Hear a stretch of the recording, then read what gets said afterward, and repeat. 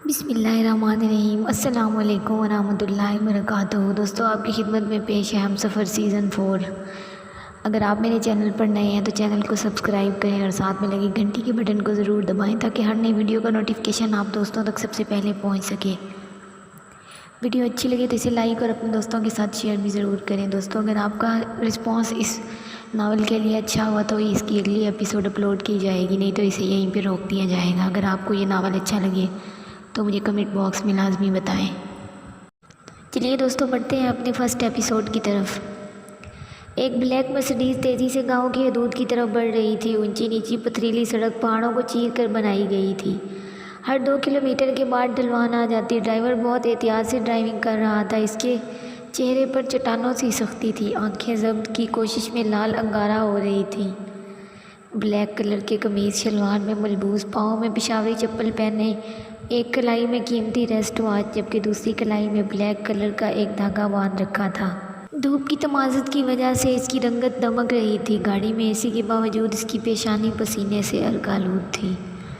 وہ گاؤں کی حدود میں داخل ہوا تو گاؤں میں بنے چھوٹے بڑے گھروں کے درمیان میں موجود سرخ اینٹوں والی دیوقامت حویلی موجود تھی۔ دور سے ہی اسے بہت سے لوگ حویلی کے باہر جمع دکھائی دیے۔ جس وقت اس کی گاڑی وہاں پہنچی، لوگوں نے ایک سائیڈ پہ ہو کر گاڑی کو رستہ دیا۔ گاڑی حویلی کے اندر داخل ہو گئی۔ جس وقت وہ گاڑی سے اتر کر حویلی کے اندر داخل ہوا، وہاں ایک کہرام برپا تھا۔ اس کے عظیم باپ کی میت کے پاس بیٹھی اس کی ماں اور بہنیں بین ڈال رہی تھیں۔ اسے دیکھ کر اس کی ماں بھاگ کر اس تک پہنچی اور اس کے گلے لگ گئی، اور روتی بلکتی ماں اور بہنوں کو دیکھ کر بھی اس کی آنکھ میں سے ایک آنسو بھی نہ ٹپکا۔ اس نے ماں کا سر چوما اور بہنوں کے سر پر ہاتھ رکھ کر وہ گاؤں کے کچھ اور لوگوں کے ساتھ باپ کی میت کو کندھا دیا اور تدفین کے لیے لے گئے۔ تدفین کے بعد وہ ڈیرے پر آ گیا تھا جہاں اس کے باپ کے کچھ خاص لوگ شامل تھے۔ سردار صاحب، اب آگے کیا کرنا ہے؟ سنا ہے سردار سلطان محمد نے اپنے بیٹے کو دراب کو شہر بھجوا دیا ہے۔ زرغام علی خان نے غائب دماغی سے سب پر ایک نظر ڈالی۔ سردار اعلیٰ کو پیغام بھجوا دو کہ فیصلہ جرگے میں ہوگا، اور سلطان محمد کو پیغام بھیجو کہ اپنے بیٹے کو ساتھ لے کر کل جرگے میں پہنچ جائیں۔ سب نے اس بات میں سر ہلایا اور اپنی بندوقیں کندھوں پر ڈالتے ہوئے باہر نکل گئے تھے۔ نور خان، تم یہیں رکو۔ اس کی آواز پر وہ ایک سائیڈ کو مؤدب سا کھڑا ہو گیا تھا۔ کافی دیر کی خاموشی کے بعد زرغام کی آواز گونجی، نور خان، تفصیل سے بتاؤ کیا ہوا تھا وہاں؟ سردار، ہمارے گاؤں کی ایک لڑکی کے باپ نے آ کر بتایا تھا کہ دراب خان اور اس کے کچھ دوستوں نے اسے اغوا کر کے اپنے ڈیرے پر لے کر گئے تھے جہاں اسے زیادتی کا نشانہ بنایا گیا۔ اس شخص کی شکایت پر جرگہ بلایا گیا تھا۔ سردار کے ساتھ یہاں سے صرف میں ہی گیا تھا۔ پنچایت میں سردار اعلیٰ نے دونوں طرف کی بات سن کر فیصلہ کیا کہ دراب خان کو قید کر لیا جائے، جس پر سردار صاحب نے کہا کہ اسے قید کرنے کی بجائے سنگسار کیا جائے۔ اس بات پر سلطان محمد اور سردار صاحب کے درمیان تلخ کلامی ہوئی تھی، جس کے بعد جرگے نے سردار کا فیصلہ مان لیا۔ لیکن اچانک دراب خان اور اس کے آدمیوں نے بندوقیں نکال لیں اور پھر دراب خان نے سردار کے سینے پر پے در پے فائر کی اور اپنے آدمیوں کے ساتھ وہاں سے ہوائی فائرنگ کرتا ہوا بھاگ گیا۔ جرگے میں سب لوگ موجود تھے ماں سوائے سردار زرغام علی خان کے، جو ابھی تک نہیں پہنچا تھا۔ تبھی ایک سائیڈ سے دھول اڑاتی بلیک مرسڈیز نظر آئی اور آ کر جرگے کے قریب رکی۔ گاڑی میں سے وائٹ کلر کے قمیض شلوار میں ملبوس، پاؤں میں چپل عرصے سردار زرغام علی خان اترا۔ علاقے کی کئی لڑکیاں اس پہ مرتی تھیں لیکن وہ کسی کی طرف آنکھ اٹھا کر بھی نہیں دیکھتا تھا۔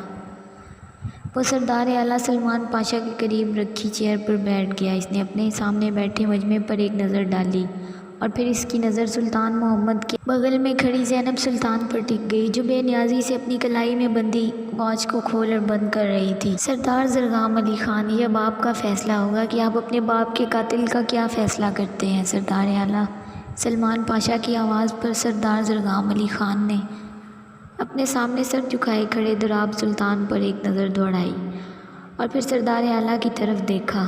میں خون بہا چاہتا ہوں اور خون بہا میں مجھے زینب سلطان چاہیے۔ سر پر سکارف باندھے، آنکھوں میں آنسو لیے زینب سلطان نے زرغام علی خان کی طرف دیکھا، جس کے چہرے پر پتھریلے تاثرات تھے۔ اس نے نفی میں سر ہلایا لیکن اس سے پہلے سلطان محمد کھڑے ہو گئے تھے۔ مجھے منظور ہے۔ اور زینب سلطان گنگ سی ان 2 مردوں کو دیکھ رہی تھی۔ ایک جو رشتے میں اس کا باپ لگتا تھا اور دوسرا سردار زرغام علی خان جو آج نفرت کے رشتے کو مزید مضبوط کر رہا تھا۔ اس نے اپنی ماں کی طرف دیکھا اور اس نے بھی بیٹے کی محبت میں نظریں پھیر لی، اور پھر ایک امید سے اس کی نظر زرغام علی خان پر ٹک گئی، جس نے آنسو سے لبریز اس کی آنکھوں میں دیکھا اور پھر کچھ کہنے کے لیے لب باں کیے، لیکن کچھ سوچ کر ہونٹ بھینج لیے، اور زینب سلطان کی آخری امید بھی دم توڑ گئی۔ میں چاہتا ہوں ابھی اسی جرگے میں ہمارا نکاح ہو۔ اس کی بات پر سلطان محمد تھوڑا تذبذب کا شکار نظر آیا، لیکن وہ زبان دے چکا تھا۔ آنن فانن وہاں مولوی صاحب کو بلایا گیا اور زینب سلطان کو بھائی کی جان کے عوض بیچ دیا گیا۔ وہ زینب سلطان سے زینب زرغام علی خان بن گئی۔ نکاح ہوتے ہی زرغام علی خان اپنی جگہ سے کھڑا ہو گیا۔ وہ ایک نظر زینب سلطان پر ڈال کر دراب خان کے برابر آ کر کھڑا ہو گیا، اور پھر وہ ہوا جو کسی نے سوچا بھی نہیں تھا۔ سب نے بس دراب خان کو نیچے گرتے دیکھا تھا، اور سب کی نظریں زرغام علی خان کے ہاتھ میں موجود پسٹل پر تھی، جس میں سے 6 فائر ہوئے تھے، اور اس نے 6 کی 6 گولیاں دراب خان کے سینے میں اتار دی تھی۔ سب ششدر سے کھڑے ہو گئے۔ سلطان محمد تیزی سے زرغام علی خان کی طرف بڑھا اور اسے گریبان سے پکڑنا چاہا، لیکن زرغام علی خان نے بیچ میں ہی اس کے ہاتھ پکڑ لیے۔ سلطان محمد خان، اس نے چبا چبا کر لفظ ادا کیے، میں سردار زرغام علی خان ہوں، جو اپنے فیصلے خود کرتا ہے۔ اپنی بیٹی تم نے خون بہا میں دی ہے، اور تمہارے بیٹے کی دوسری سزا ابھی باقی تھی جو میرے باپ نے اور اس جرگے نے طے کی تھی۔ اس کے ساتھ ہی وہ اس کے ہاتھ چھوڑتا ہوا زینب سلطان پر ایک نظر ڈالتا وہاں سے نکل گیا۔ زینب سلطان بھائی کی میت پر بیٹھی آنسو بہاتی رہ گئی۔ سلطان محمد کی حویلی میں ایک کہرام برپا تھا۔ اس کی ماں بہن ڈال رہی تھی۔ اس کا چھوٹا بھائی ماں اور بہن کو آنسو بہاتے دیکھ رہا تھا۔ زینب سلطان تو حیران تھی، کیسے سخت دل شخص سے اس کا نکاح ہوا تھا، جس نے اس کے بھائی کی جان لینے سے پہلے ایک پل کے لیے بھی نہیں سوچا۔ نہیں تو وہ اس کے ساتھ کیا کرے گا؟ اپنے جوان بھائی کو اپنی آنکھوں کے سامنے دم توڑتے دیکھ کر اس کے دل میں اس شخص کے لیے بے تحاشا نفرت ابھری تھی۔ جب اس کا باپ اپنے جوان بیٹے کے جنازے کو کندھا دے رہا تھا تو وہ اپنی ماں سے لپٹ کر پھوٹ پھوٹ کر رو دی۔ وہ حویلی میں داخل ہوا تو اس کی ماں اجڑے حلیے بکھرے بالوں سے اس کے آگے کھڑی تھی۔ زرغام، بتاؤ اپنے بابا جان کے خون کا بدلہ لیا کہ نہیں؟ وہ ماں کو باہوں میں بھر کر کمرے میں لے آیا تھا۔ ماں آپ آرام کریں۔ نہیں زرغام، پہلے بتاؤ اپنے باپ کا بدلہ لیا ہے کہ نہیں؟ اس نے ماں کے قدموں میں بیٹھ کر اپنے ہاتھ ان کے گھٹنوں پر رکھ کر اس بات میں سر ہلایا۔ کیا کیا ہے؟ انہوں نے امید بھری نظروں سے اپنے کڑیل جوان بیٹے کو دیکھا۔ زینب سلطان سے نکاح کر کے آ رہا ہوں۔ اس کی ماں نے شاکی نظروں سے اسے دیکھا اور اپنے گھٹنوں پر رکھے اس کے ہاتھوں کو جھٹکے سے پرے دھکیلا۔ وہ اٹھ کر ماں کے برابر بیٹھ گیا اور انہیں اپنے حصار میں لے کر اپنے سینے کی طرف اشارہ کرتے ہوئے بولا، اپنے پسٹل کی 6 کی 6 گولیاں اس کے سینے میں اتار کر آ رہا ہوں۔ ایسے شخص کو دنیا میں جینے کا کوئی حق نہیں تھا۔ امو جان، آپ کو کیا لگا آپ کا بیٹا بزدل ہے جو اپنے باپ کی ناش پر نکاح کر کے آئے گا؟ میں تو اپنے دشمنوں کو دوہری سزا دینا چاہتا ہوں۔ وہ اپنے بیٹے کے لیے بھی روئے گا اور بیٹی کے لیے بھی۔ اس نے کیا سمجھا اس کا بیٹا دوسروں کی عزتوں سے کھیلے گا اور دوسروں کی جان لے گا اور اسے پوچھنے والا کوئی نہیں ہوگا؟ لیکن زرغام، اس لڑکی کا کوئی قصور نہیں، تمہیں اس کے ساتھ ایسا نہیں کرنا چاہیے تھا۔ اور ان کی بات پر وہ خاموش ہو گیا۔ اپنی ماں کی بات کو وہ مر کر بھی نہیں رد کر سکتا تھا۔ اسے دنیا میں سب سے زیادہ محبت اپنی فیملی سے تھی اور ان کے لیے وہ کسی بھی حد تک گزر سکتا تھا۔ امو جان، اوزگل اور آبرو کہاں ہے؟ اوزگل کو اظفر کھانا کھلا رہا ہے اور آبرو اپنے کمرے میں ہے۔ آپ نے کھانا کھایا ہے؟ نہیں، میں تمہارا انتظار کر رہی تھی۔ چلیں پھر چل کر کھانا کھاتے ہیں۔ وہ ماں کو تھام کر اپنے ساتھ باہر لے آیا اور ملازمہ کو کھانا لگانے کے لیے کہا، تو میرا شیر بیٹا ہے، تجھے بڑے ہو کر زرغام علی خان سے اپنے بھائی کا بدلہ لینا ہے۔ میں زندہ رہوں یا نہ رہوں، لیکن تم نے اسے اپنے باپ کی آخری خواہش سمجھ کر پورا کرنا ہے۔ یہ سب سنتی زینب آگے بڑھی اور مقداد کو اپنی باہوں میں بھر لیا۔ بابا، آپ اس کے دماغ میں یہ کیسی باتیں ڈال رہے ہیں؟ ایک بیٹے کو قربان کر کے آپ کو سکون نہیں ملا جو دوسرے کو بھی وہی سبق پڑھا رہے ہیں۔ خدا کا واسطہ ہے آپ کو بھول جائیں اس سب کو اور سکون سے جئیں، خود بھی اور دوسروں کو بھی سکون سے جینے دیں۔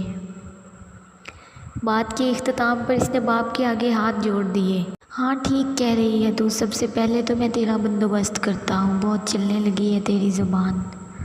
تو اپنا سامان پیک کر لے، کل صبح سورج طلوع ہونے سے پہلے تو یہاں سے اسلام آباد اپنی پھپھو دردانہ کے پاس پہنچ جائے گی، اور وہیں وہ تیرا نکاح اپنے بیٹے سفیر سے کروا دے گی، اور تیرا بوجھ تو میرے سینے سے اتارے گی۔ بیٹیاں باپ کے کام آتی ہیں، اور تو ناکارہ کم بخت کہیں کہ میرے بیٹے کو کھا گئی۔